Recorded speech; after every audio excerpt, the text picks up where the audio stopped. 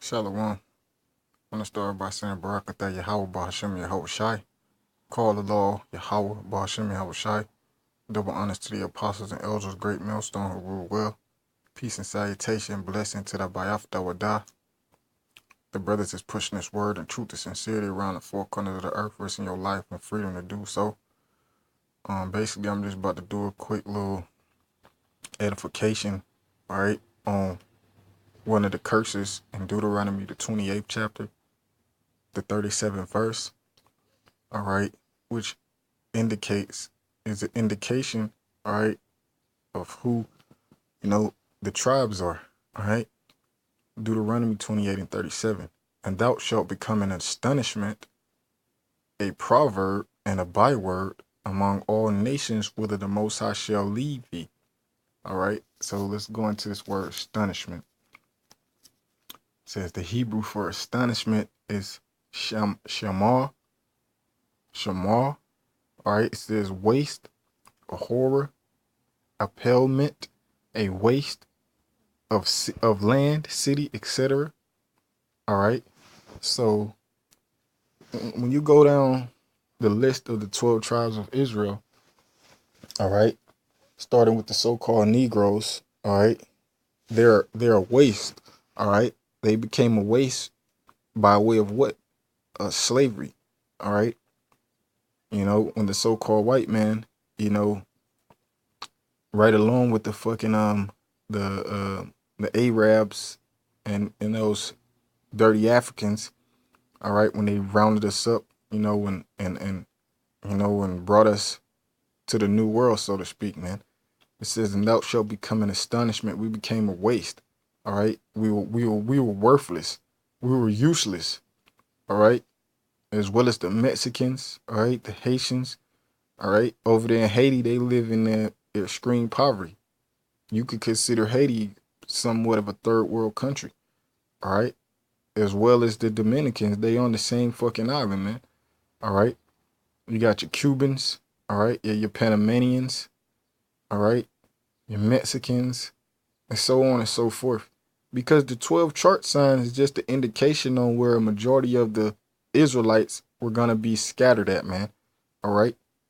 It's not like putting the Israelites into a box, so to speak, that all those the 12 chart sign, those people on that sign and in those lands are the only Israelites. Those are just indications on where a vast majority of the Israelites would be scattered at, man. All right. It says Deuteronomy 28:37 again, and thou shalt become an astonishment, a proverb. Let's go to that word, proverb. It said a proverb. All right. The Hebrew for it is a mashal, proverb, parable, proverb, proverbial saying. All right, I'm gonna go to that. I got that lined up. The definition of the word. Salaki. I had went to another one, but I'll get it right back. All right, yeah, here we go. Proverbial saying. That was gonna be one of the curses on us, man. All right, it says proverbial says of a word or phrase referred to in a proverb or idiom. It says well known, especially so as to be stereotypical. So basically, the nation of Israel, they were gonna be stereotyped, man. All right. All right. The Israelites were gonna be stereotyped. All right. And that's what they did until the nation of Israel, man. They stereotyped us. They called us Negroes. All right. They call us Haitians and Dominicans and Spanish and Mexican, Cuban, all right, so on and so forth, man. All right, it says, oh, byword. It says we were gonna become a byword, all right, and just to name a couple of the bywords, which indicates who are, the Israelites. You got the so-called blacks, all right. They called us what in the 40s and the 50s, they called us what?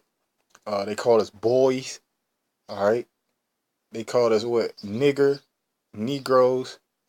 They called us black. They called us colored. All right.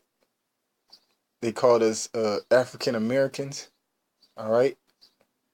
And with another one off the top of my head, they call the tribe of Issachar, they call them wetbacks. All right. They call them spicks. All right. They call them Mexicans. All right. The tribe of Gad and Reuben, man. They call them savages. All right. They call them Native Americans. They call them Indians. All right.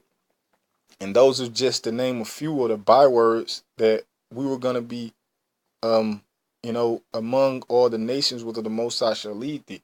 All right. So that's an indication. Just to name a few. I don't know all the proverbs and bywords for every single tribe on the 12 tribes chart.